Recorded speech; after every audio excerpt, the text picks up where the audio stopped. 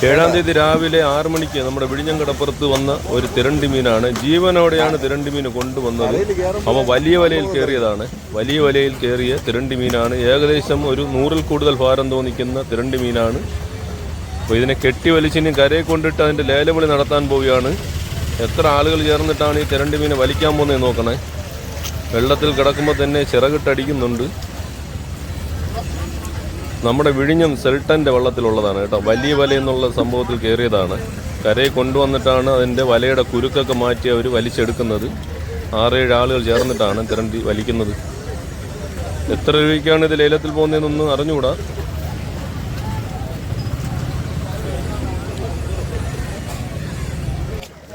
സാധാരണ ഈ വലയിൽ കയറുന്ന തിരണ്ടി മീനുകളെ കരയ്ക്ക് എത്തുന്നതിന് മുൻപേ തിരണ്ടി മീൻ സാധാരണ ചത്തുപോലാണ് ചെയ്യുന്നത്. പക്ഷെ എന്താണെന്ന് അറിഞ്ഞൂടാ, അപൂർവമായിട്ടാണ് ഇതുപോലെ ജീവനോടെയൊക്കെ ചില തിരണ്ടി മീൻ നമ്മുടെ വിഴിഞ്ഞം കടപ്പുറത്തൊക്കെ കൊണ്ടുവരുന്നത്.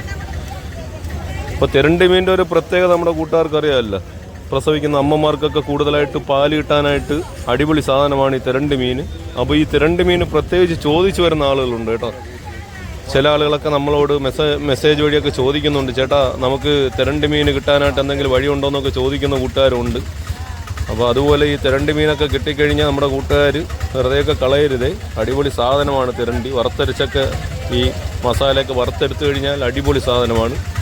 അപ്പോൾ തിരണ്ടി മീൻ ഫ്രൈ ചെയ്യുന്ന ആളുകളുണ്ട്. ഇതിൻ്റെ തോലൊക്കെ കളഞ്ഞിട്ട് ഫ്രൈ ചെയ്യുന്ന ആളുകളുണ്ട്. അങ്ങനെ നമ്മുടെ തിരണ്ടി മീൻ 6-7 ആളുകൾ ചേർന്ന് വലിച്ചുകൊണ്ട് ഇട്ടിട്ടുണ്ട്. ഇനി ഇവിടെ ഇതിൻ്റെ ലേലവിളിയാണ് നടക്കാൻ പോകുന്നത്. അപ്പോൾ എനിക്ക് തോന്നുന്നത് കുറഞ്ഞതിൽ ഒരു 10,000 രൂപയിൽ കൂടുതലേ പോകത്തുള്ളൂ കേട്ടോ. ഇപ്പോഴും ചിറകിടന്ന് അനങ്ങുന്നുണ്ട് കണ്ടോ. പെട്ടെന്ന് ചാകുന്ന ഒരു ഐറ്റം അല്ല, അതാണ് സംഭവം. ഓക്കെ.